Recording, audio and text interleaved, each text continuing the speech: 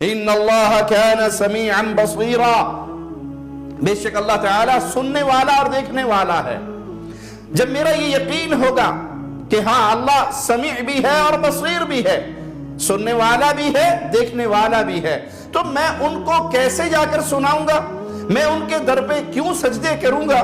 میں ان کی قبروں کا کیوں طواف کروں گا جو سن نہیں سکتے، جس کے بارے میں قرآن اعلان کرتا ہے اِنَّكَ لَا تُسْمِعُ الْمَوْتَى، یہ مردہ ہیں، فوت ہو چکے ہیں، قبروں میں دفن ہو چکے ہیں، آپ ان مردوں کو سنا نہیں سکتے۔ میں ایک خالق و مالک کو چھوڑ کر کبھی بھی ان مردوں کی ڈھیریوں پہ نہیں گروں گا۔ اگر مجھے یہ یقین ہو جائے کہ اللہ سمیع بھی ہے اور بصیر بھی ہے، سنتا بھی ہے دیکھتا بھی ہے۔ ظالموں نے اللہ کے بندوں کو اللہ کے در سے دور کرنے کے لیے جھوٹے بہانے تراشے ہوئے ہیں۔ اجی اللہ ہماری سنتا نہیں ہے، کسی واسطے کے ذریعے سنانی پڑتی ہے، اللہ ڈائریکٹ نہیں سنتا۔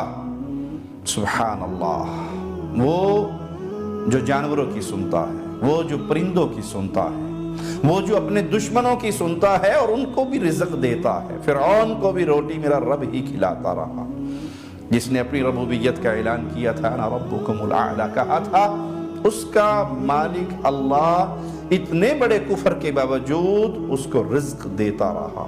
اچھا مان لی جائے آپ کی یہ بات کہ اللہ ہماری ڈائریکٹ نہیں سنتا، تو سمجھانے کے لیے جواب دیتا ہوں، کسی واسطے کے ذریعے سنتا ہے۔ وہ اللہ جو سمیع و بصیر ہے۔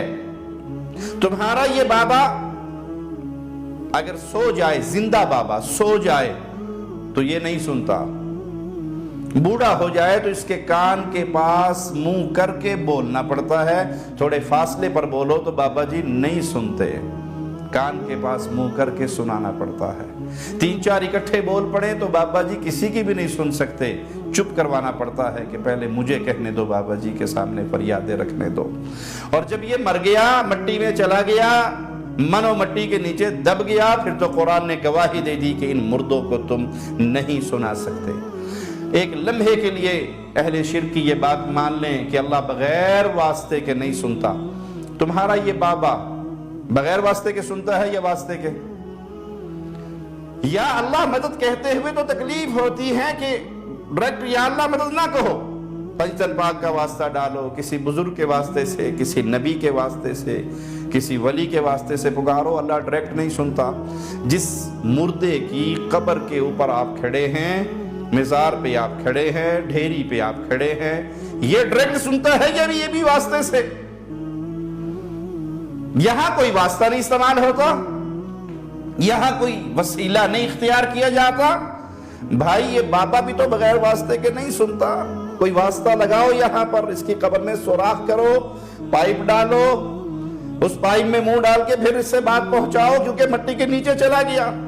یہ زندہ سو جاتا تو سنتا نہیں تھا، بوڑھا ہو گیا تو کان میں بولنا پڑتا تھا، یا اس کے کان میں ڈاکٹر نے ٹوٹی لگا دی تھی، اس کی سماعت اتنی کمزور ہو گئی تھی، اور مرنے کے بعد مٹی کے نیچے جا کے یہ ڈیتھ سننے لگ گیا، یہ دل کی فریادوں کو جاننے لگ گیا۔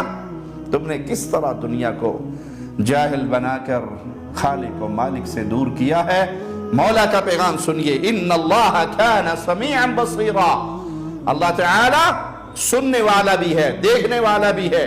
جب وہ سننے والا ہے تو وہ غریب کی بھی سنتا ہے، وہ یتیم کی بھی سنتا ہے، وہ بیوہ کی بھی سنتا ہے، وہ کمزور کی بھی سنتا ہے، وہ جنات کی بھی سنتا ہے، وہ انسانوں کی بھی سنتا ہے، وہ حیوانات کی بھی سنتا ہے۔ سلیمان علیہ السلام سفر پہ ہیں اور کیڑی دعا مانگ رہی ہے، چیونٹی دعا مانگ رہی ہے، منظر حدیث پیش کر رہی ہے اس کا کہ اس نے اپنی ٹانگیں آسمان کی طرف اٹھائی ہوئی ہیں اور وہ کہہ رہی ہے، یا رب انی خلق من خلقک، اللہ میں بھی تیری مخلوق ہوں، مجھے بھی پانی کی ضرورت ہے اور میں تیرے آگے سوالی ہوں، مجھے پانی پلا دے۔